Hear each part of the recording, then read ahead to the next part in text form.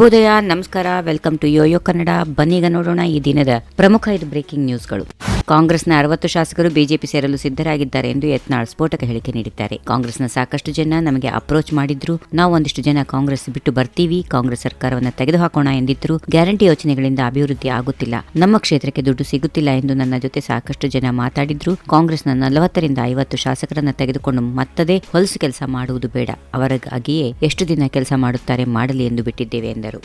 ಕರ್ನಾಟಕ ದರೋಡೆ ರಾಜ್ಯವಾಗಿ ಬದಲಾಗಿದ್ದು ಕಾನೂನು ವ್ಯವಸ್ಥೆ ಹದಗೆಟ್ಟಿದೆ, ಜನರು ಆತಂಕದಲ್ಲಿ ಬದುಕುತ್ತಾ ಇದ್ದಾರೆ, ಜನರ ರಕ್ಷಣೆಯನ್ನ ಮಾಡುವವರೇ ಇಲ್ಲ ಎಂದು ಪ್ರತಿಪಕ್ಷ ನಾಯಕ ಆರ್ ಅಶೋಕ್ ಆಕ್ರೋಶ ವ್ಯಕ್ತಪಡಿಸಿದರು. ಬೇರೆ ರಾಜ್ಯಗಳಿಂದ ಕಳ್ಳರು ಬಂದು ದರೋಡೆ ಮಾಡಿಕೊಂಡು ಬಸ್ಸು ರೈಲ್ನಲ್ಲಿ ಹೋಗುತ್ತಿದ್ದಾರೆ, ಜನರು ಅವರ ರಕ್ಷಣೆಯನ್ನ ಅವರೇ ಮಾಡಿಕೊಳ್ಳುವ ಪರಿಸ್ಥಿತಿ ಬಂದಿದೆ. ಪೊಲೀಸರ ಕೈಯಲ್ಲಿ ಪಿಸ್ತೂಲ್ ಇಲ್ಲ, ಆದರೆ ದರೋಡೆ ಮಾಡುವವರ ಕೈಯಲ್ಲಿ ಅತ್ಯಾಧುನಿಕ ಶಸ್ತ್ರಗಳಿವೆ ಎಂದು ಹೇಳಿದರು.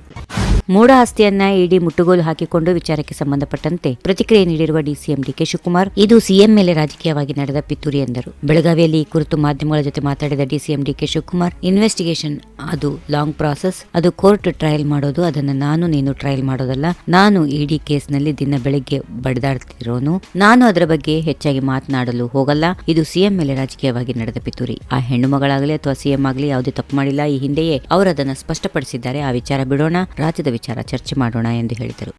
ಮಹತ್ವದ ಬೆಳವಣಿಗೆಯೊಂದರಲ್ಲಿ ಕಾರ್ಕಳ ಶಾಸಕ ಸುನೀಲ್ ಕುಮಾರ್ ರಾಜ್ಯ ಬಿಜೆಪಿ ಪ್ರಧಾನ ಕಾರ್ಯದರ್ಶಿ ಹುದ್ದೆಗೆ ರಾಜೀನಾಮೆ ನೀಡಲು ತೀರ್ಮಾನ ಮಾಡಿದ್ದಾರೆ ಎಂದು ವರದಿಯಾಗಿದೆ. ಈ ನಿರ್ಧಾರಕ್ಕೆ ಯಾವುದೇ ಕಾರಣ ನೀಡಲಾಗಿಲ್ಲ. ಯತ್ನಾಳ್ ವಿಜೇಂದ್ರ ಬಣಗಳ ಕಿತ್ತಾಟದ ನಡುವೆ ಈ ಬೆಳವಣಿಗೆ ನಡೆದಿರುವುದು ಕುತೂಹಲಕ್ಕೆ ಕಾರಣವಾಗಿದೆ. ತಟಸ್ಥ ಧೋರಣೆ ತಳೆದಿದ್ದ ಅವರು ಎರಡೂ ಬಣಗಳಿಂದ ಸಮಾನ ಅಂತರ ಕಾಯ್ದುಕೊಂಡಿದ್ರು. ಕಳೆದ ಲೋಕಸಭಾ ಚುನಾವಣೆಯ ವೇಳೆ ಸುನೀಲ್ ಕುಮಾರ್ ಮಹತ್ವದ ಜವಾಬ್ದಾರಿ ವಹಿಸಿದ್ರು.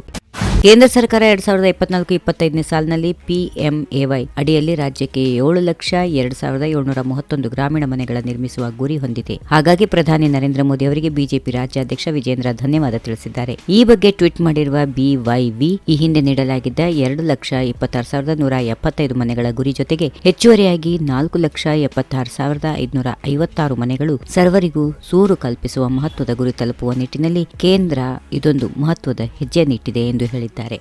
ಈ ವಿಡಿಯೋ ನಿಮಗೆ ಇಷ್ಟವಾದಲ್ಲಿ ಲೈಕ್ ಮಾಡಿ, ಶೇರ್ ಮಾಡಿ, ಸಬ್ಸ್ಕ್ರೈಬ್ ಮಾಡಿ.